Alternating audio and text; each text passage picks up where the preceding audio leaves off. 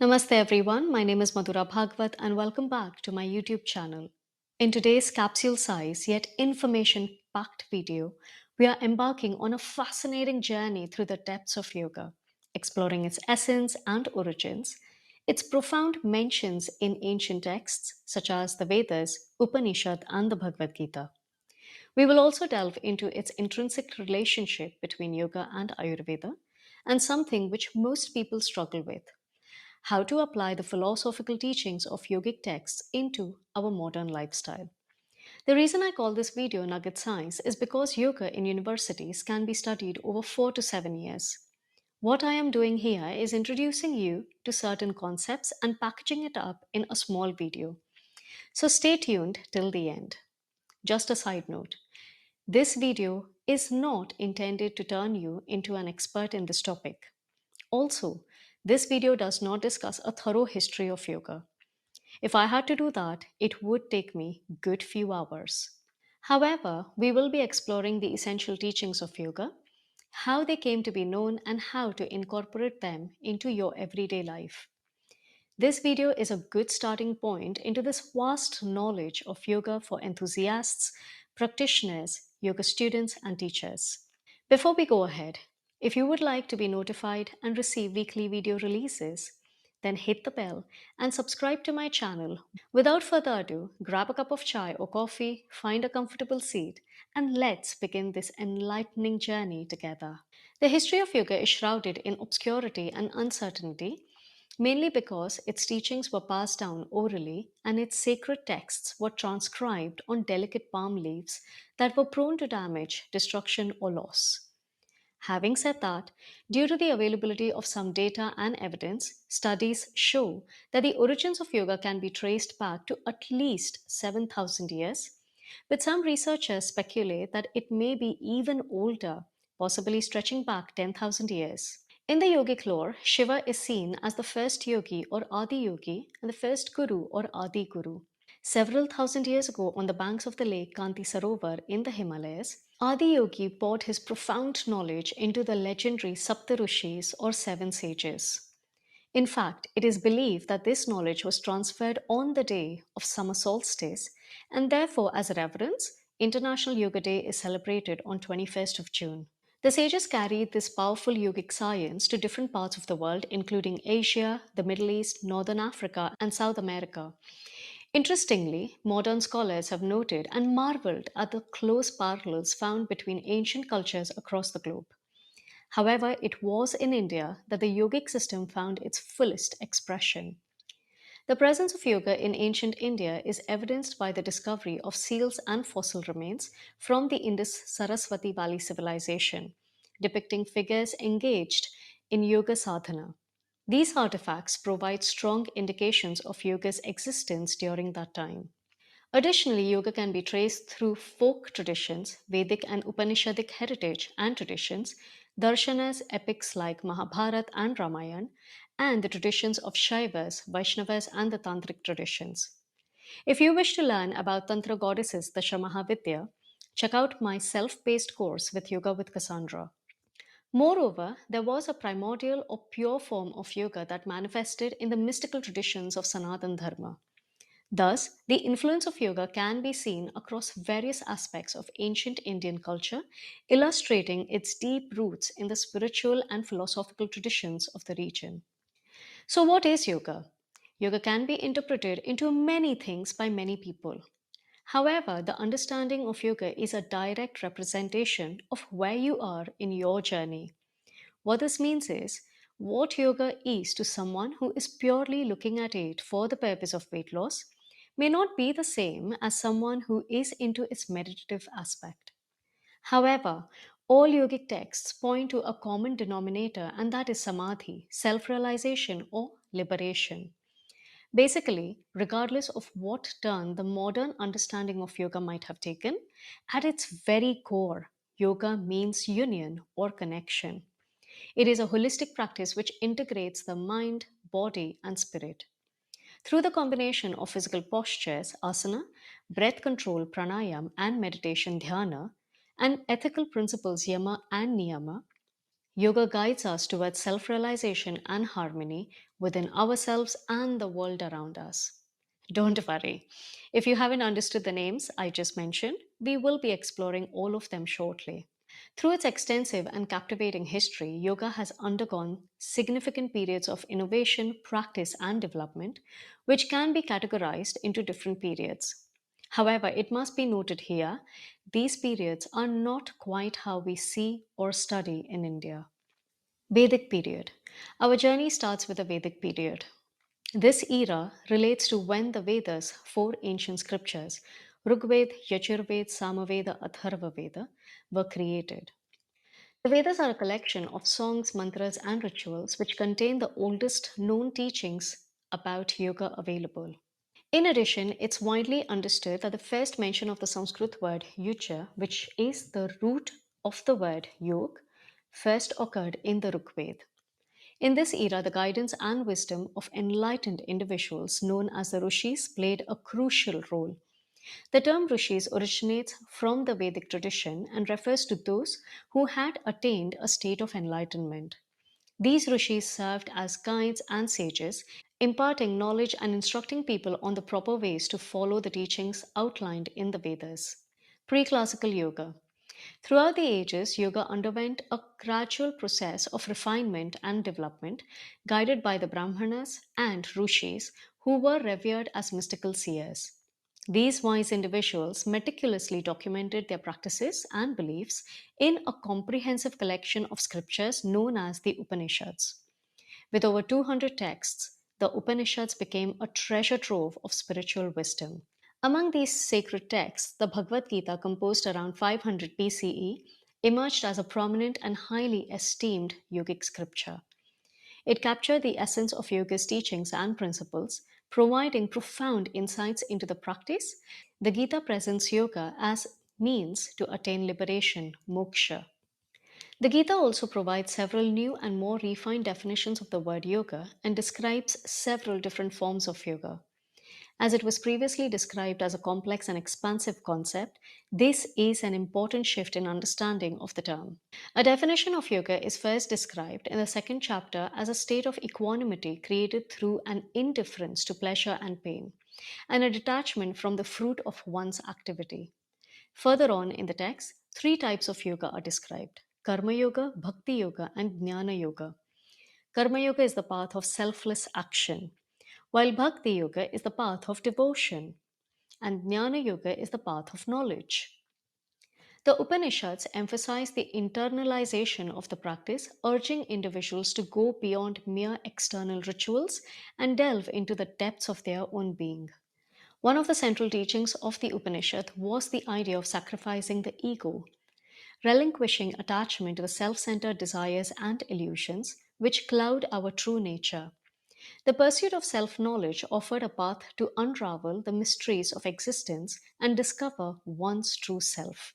By emphasizing self knowledge and selfless action, the Upanishads presented a transformative vision of yoga, guiding practitioners towards self realization and a profound understanding of their interconnectedness with the universe. These teachings continue to resonate with seekers on the spiritual path, offering insights and guidance for a deeper exploration of yoga's profound wisdom. Classical yoga.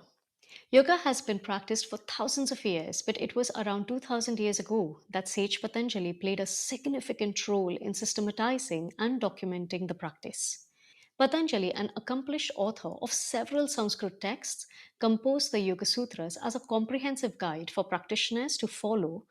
Patanjali's Yoga Sutra are widely regarded as the foundational texts of classical yoga.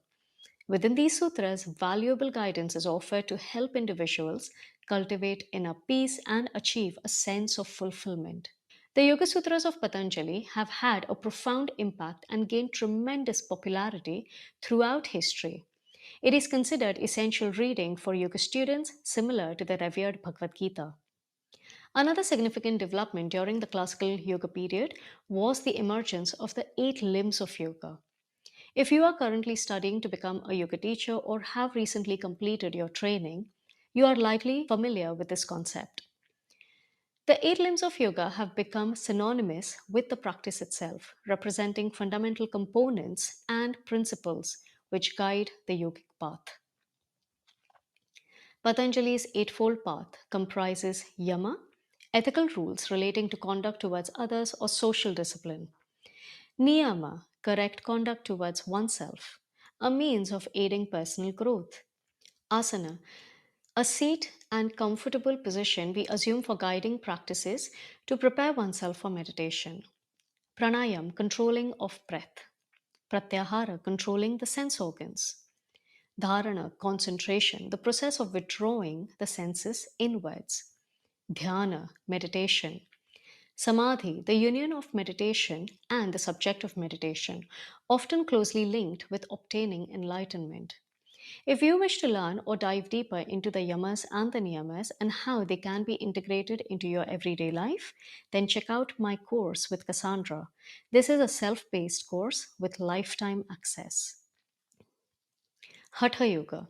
The word Hatha literally means force or exertion, and it is used to refer to the branch of yoga which begins with our bodies. These days, the term Hatha is often used to refer to a more conventional approach to the poses as opposed to a more fluid or strength based style such as Vinyasa or Power Yoga. But technically, all physical approaches are part of the Hatha branch.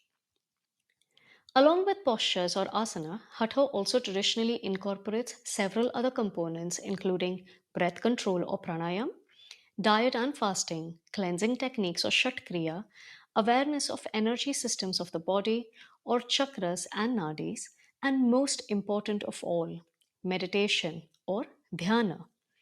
Let's take a look at each of them. Asana or poses. Of course, when we think of yoga, we tend to think first and foremost of the poses, and rightly so, as they form the foundation for most of us practitioners. That being said, it's worth noting they are a relatively small part even within the physical branch of yoga. The word we translate as pose, asana in Sanskrit, literally means a seat, which is a direct reference to the fact that, for the yogis, the primary purpose of our physical practice is to prepare the body for meditation. Basically, they realized it is impossible to live a happy life without mindfulness, or a mindful life without meditation. And finally, that it is hard to have a calm mind in a tense and unhealthy body. Through the postures, we help our bodies become calmer and comfortable, which in turn allows us to better focus on our minds. If we focus too much on trying to make our bodies completely healthy, we end up setting ourselves up for frustration. On the other hand, if we approach asanas mindfully, it can be a tool to see and accept the mutable nature of our bodies and minds, ultimately moving beyond them to connect with the peace beneath these ups and downs. Then, even when our bodies are less at ease, we can still connect with and abide in that peace, experiencing contentment even when our bodies are not their best. Pranayam or breathwork. Of course, experienced yoga practitioners know breath can be even more powerful than asana, both for mental focus and overall health.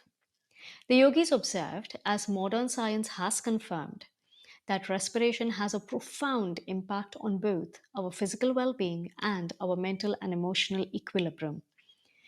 Through the formal breathing practices or pranayam, students of Hatha learn to enhance energy, support immune system, reduce anxiety and build clarity. Regular practice also helps us observe the subtle links between body, thought, and feeling, again, becoming more aware of the transient parts of the conditional self and better able to stay connected with the true self beneath them. The Shatkriyas or cleansing practices. Related to asana and diet are the Shatkriyas or five cleansing rites. Five adjunct practices the yogis designed to support the natural cleansing systems of the body. While some of these, such as Jalaneti, the saline water cleansing of the nasal passages, can be used regularly, the majority of the Shatkriyas were presented as more intense practices to be engaged periodically when the natural channels of the body are in need of additional assistance. While definitely potentially of benefit for those who are drawn to them, In our tradition, we feel that even the most dedicated student of Hatha can live a healthy life just fine without them. Diet and fasting. Along with posture and breathwork, Hatha classically includes awareness of the power of our food choices as well as periodic breaks from eating or fasting. Of course, we all know food profoundly impacts our health, but of course, it also deeply affects our thoughts and feelings. For example, we know certain foods make us sleepy or anxious or irritable. Yet, in spite of this, we often let our palates override our wisdom. The yogis realize the more aware we are of the impact, the easier it is to make good choices. Nadis and chakras, in turn, related to the cleansing practices, is the next element of the Hatha path, which is awareness of the subtle energy systems and channels of the body, or what the yogis refer to as the chakras and nadis. The yogis realized when energy is not moving smoothly through the body, it is possible to develop not only physical challenges but also emotional and cognitive imbalances or blockages as well. They went on to observe that this process can also work the other way around. That is, stuck patterns of thinking and feeling can gradually manifest as physical and energetic restrictions within the body. By becoming more aware of and in touch with these systems, we can be more mindful of imbalances as they arise and in turn shift towards better choices, both in terms of lifestyle and mindset. Meditation.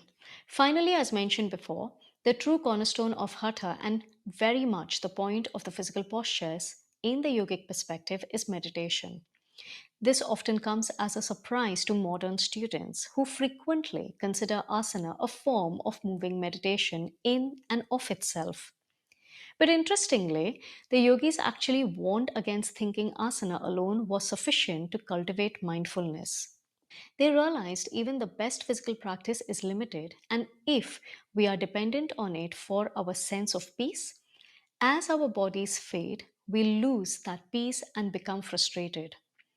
For this reason, even such luminaries of the Hatha branch as Vashishta, who gave us Vashishtasan, and Matsyendra, who gave us our spinal twist, urged their students not to let asana replace or reduce proper focus on meditation.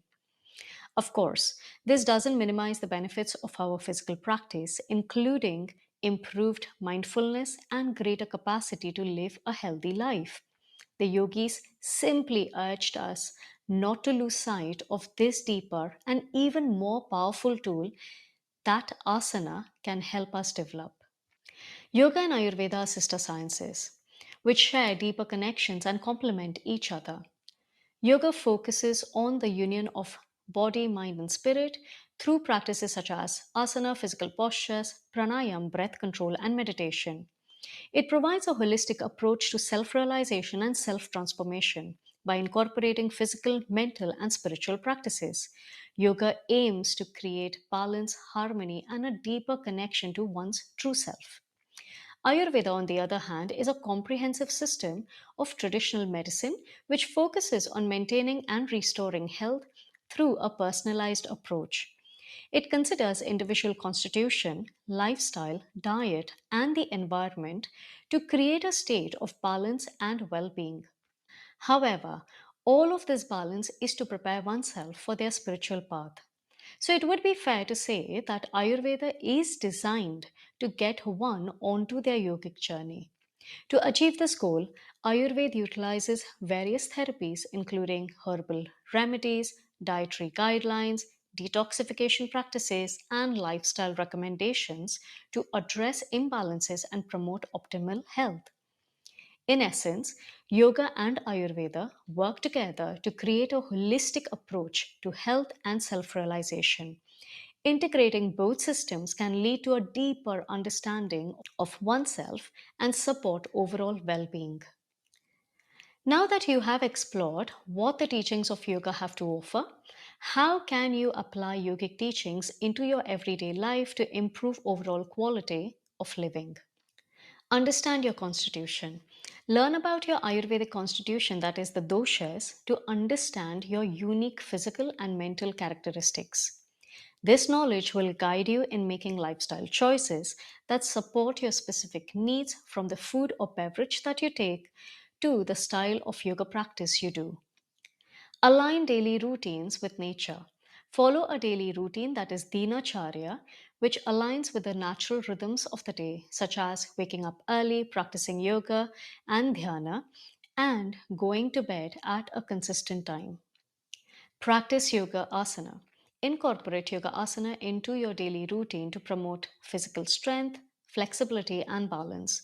Choose asana practice which is suitable for your body type and energy levels according to Ayurvedic constitution, your local weather, and the seasons. Embrace Shatkriya and Pranayama. Engage in cleansing techniques to improve the circulation of vital energy during your pranayam, breathwork, or breath control practices. Select pranayam according to the time of the day and season. There are heating, cooling, and balancing techniques to regulate your vital energy prana and promote mental clarity and relaxation. Check out my pranayam playlist to know more. Follow a sattvic and Ayurvedic diet. Emphasize a sattvic diet, which includes fresh fruits and vegetables, whole grains, legumes, light dairy products. Avoid processed food, excessive spices, and stimulants like caffeine and alcohol. Ayurvedic herbal support. Incorporate Ayurvedic herbs and spices into your diet, such as turmeric, ginger, ashwagandha, and triphala. These can support digestion, strengthen your immunity, and promote overall well being. These are easily available online. I will link them in the description below. Practice mindful eating. Eat your meals in a calm and relaxed environment, paying attention to the flavors, textures, and nourishment of the food. Chew your food thoroughly to aid digestion. Regular detoxification. Consider periodic Ayurvedic detoxification practices such as panchakarma to eliminate toxins and restore balance. Consult with an Ayurvedic practitioner to determine the appropriate detoxification approach for your constitution. Cultivate mindfulness. Practice mindfulness throughout the day by bringing your full awareness to the present moment. This can be done during daily activities like walking, eating, or interacting with others. Seek balance in all aspects. Strive to maintain balance in all aspects of your life, including work, relationships, self care. Take time for self reflection, introspection, and self care practices to nourish your mind, body, and spirit. Remember, it's essential to consult with an Ayurvedic practitioner or yoga therapist to receive personalized guidance and recommendations based on your unique needs and constitution. I will conclude the session with a small reminder or a takeaway message. Yoga is a lifestyle, not a practice to be done on your mat. So stop practicing yoga and start living yoga. Thank you.